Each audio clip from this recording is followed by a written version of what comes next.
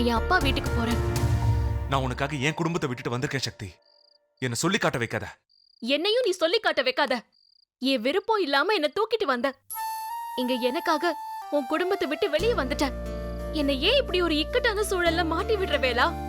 என் கஷ்டம் உனக்கு புரியவே புரியாதா? நீயே வேணாம் தானே நான் மொத்தமா ஒதுங்குன. ஏன் புரிஞ்சுக்கவே மாட்டேங்கிற?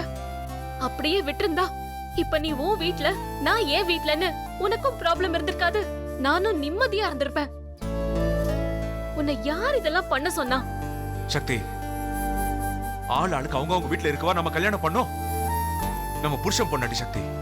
வாழ்க்கை முழுக்க ஒன்னா வாழ்வோன்னு சத்தியம் பண்ணி கல்யாணம் பண்ணிருக்கோம்.